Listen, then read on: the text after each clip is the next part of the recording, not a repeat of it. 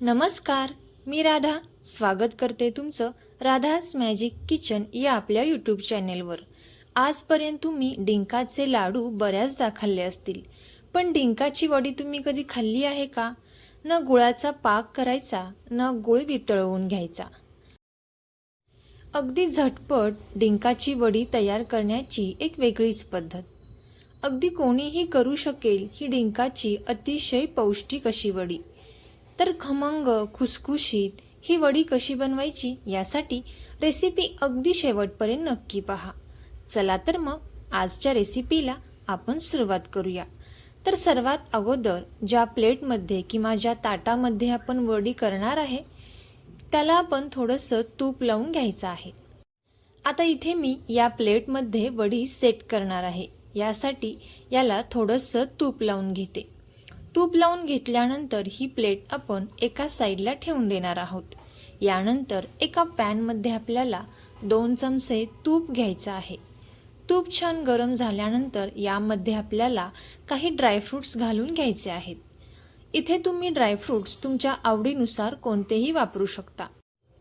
इथे मी काही काजू, बदाम, मनुके आणि मगज बी वापरलेले आहेत।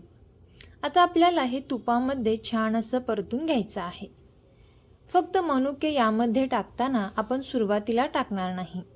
हे ड्रायफ्रूट्स थोडेसे भाजत आल्यानंतरच यामध्ये आपल्याला मनुके टाकून घ्यायचे आहेत, कारण मनुके हे पटकन तुपामध्ये छान असे फुलले जातात। आता इथे आपण या तुपामध्ये छान असे मनुके सुद्धा फुलवून घेतलेले आहेत। आता हे सर्व तुपामध्ये परतून घेतलेले ड्रायफ्रूट्स आपण एका मिक्सरच्या भांड्यामध्ये काढून घेणार आहोत। आता हे ड्रायफ्रूट्स थोडेसे थंड झाल्यानंतर मिक्सरला इथे आपण बारीक करून घ्यायचं आहे। मिक्सरला बारीक करून घेतल्यानंतर पाहू शकता तुम्ही याची पावडर छान अशी तयार झालेली आहे। फक्त ही ड्रायफ्रूट्सची पावडर आपल्याला मिक्सरला बारीक करत असताना अगदी खूप बारीक अशी तयार करून घ्यायची नाही। पाहू शकता तुम्ही व्हिडिओत दाखवल्याप्रमाणे थोडीशी ओबडधोबड अशी तयार करून घ्यायची आहे। आता एक अर्धी वाटी डिंक एका मिक्सरच्या भांड्यामध्ये टाकून आपल्याला हा डिंक बारीक करून घ्यायचा आहे। इथे आपण हा डिंक बारीक करून घेतलेला आहे। त्यानंतर ज्या पॅनमध्ये आपण इथे ड्रायफ्रूट्स छान असे परतून घेतलेलं आहे त्याच पॅनमध्ये एक 2 ते 3 चमचे तूप घालून घ्यायचं आहे। तूप छान गरम झाल्यानंतरच यामध्ये आपल्याला एक अर्धी वाटी गव्हाचे पीठ घालायचं आहे। आता हे गव्हाचे पीठ आपल्याला तुपामध्ये छान असं भाजून घ्यायचं आहे। जोपर्यंत गव्हाच्या पिठाचा कलर चेंज होत नाही तोपर्यंत इथे आपल्याला हे पीठ तुपामध्ये छान असं खमंग भाजून घ्यायचं आहे। तोपर्यंत जर तुम्ही आपल्या चॅनेलवरती नवीन आला असाल तर नक्कीच आपल्या चॅनेलला सबस्क्राईब करा आणि सबस्क्राईबच्या पुढचे बेल आयकॉनचे बटन दाबा, जेणेकरून इथून पुढच्या छान छान रेसिपीज सर्वात अगोदर तुम्हाला पाहायला भेटतील। आता इथे मी एक 7 ते 8 मिनिटांपर्यंत मंद आचेवरती हे गव्हाचे पीठ छान असं भाजून घेतलेलं आहे आणि गव्हाच्या पिठाचा कलर देखील तुम्ही पाहू शकता चेंज झालेला आहे। यानंतर यामध्ये आपल्याला आणखीन थोडंसं तूप घालून घ्यायचं आहे आणि पुन्हा एकदा हे चांगलं मिक्स करायचं आहे। आपण जो डिंक मिक्सरला बारीक करून घेतलेला आहे तो डिंक आता आपल्याला यामध्ये घालायचा आहे। एकदम एकाच वेळी हा संपूर्ण डिंक आपल्याला यामध्ये घालायचा नाही। 2 बॅचमध्ये हा डिंक आपल्याला यामध्ये घालून घ्यायचा आहे। तर पाहू शकता डिंक इथे छान असा फुललेला आहे। आता थोडासा शिल्लक राहिलेला डिंक सुद्धा इथे आपण यामध्ये घालून घेणार आहोत।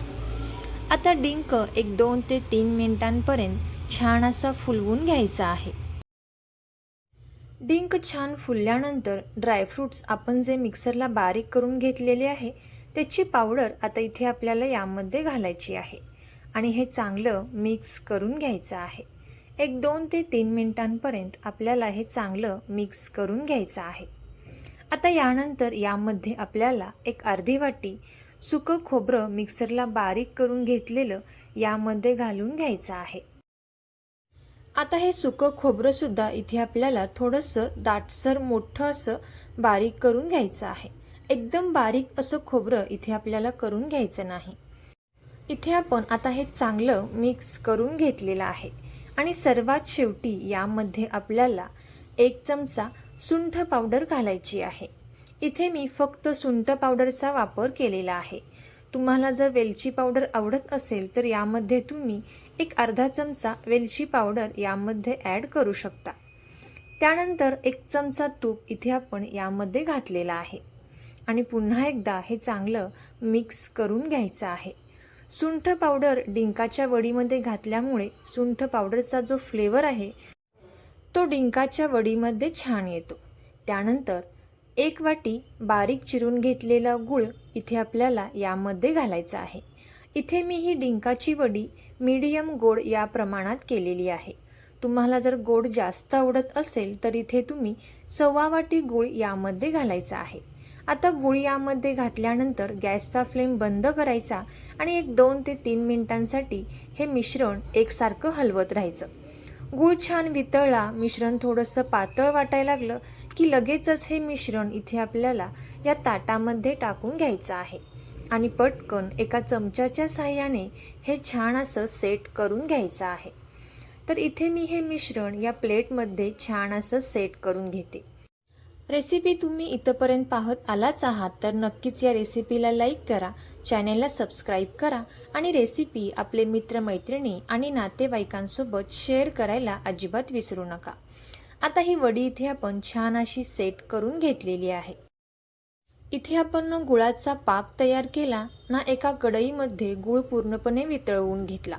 तर झटपट अशी खमंग इथे आपली ही डिंकाची वडी तयार झालेली आहे. आणि सर्वात शेवटी यावरती तुम्ही तुमच्या आवडीनुसार कोणतेही ड्रायफ्रूट्स यावरती टाकू शकता. इथे मी बारीक चिरून घेतलेले काजू आणि बारीक चिरून घेतलेले बदाम यावरती टाकून घेतलेला आहे आणि अगदी थोडासा डिंक छान असा फुलवून घेतलेला यावरती टाकून घेतलेला आहे. आता एक 5 मिनिटांनंतर लगेचच इथे आपल्याला एका सुरीच्या साहाय्याने या वड्या कट करून घ्यायच्या आहेत. मिश्रण खूप कोरडं झालं तर वड्या कट करताना या तुटू शकतात. यासाठी लगेचच इथे आपल्याला एक 5 मिनिटांनंतर या वड्या सुरीच्या साहाय्याने कट करून घ्यायच्या आहेत. तुम्ही ते तुम्हाला हव्या त्या आकाराच्या वड्या कट करून घेऊ शकता. इथे मी चौकोनी आकाराच्या वड्या कट करून घेतलेल्या आहेत. आता इथे आपण या वड्या काढून घेणार आहोत. तर तुम्ही सुद्धा खास थंडीमध्ये ही डिंकाची वडी नक्की ट्राय करून पहा आणि कशी झाली ती कमेंट करून नक्की सांगा. तुम्हाला जर ही रेसिपी आवडली असेल तर नक्कीच ही रेसिपी आपले मित्र मैत्रिणी आणि नातेवाईकांसोबत शेअर करा. चॅनेलवरती नवीन आला असाल तर नक्कीच चॅनेलला सबस्क्राईब करा आणि सबस्क्राईबच्या पुढचे बेल आयकॉनचे बटन दाबा, जेणेकरून इथून पुढच्या छान छान रेसिपीज सर्वात अगोदर तुम्हाला पाहायला भेटतील. थँक्यू.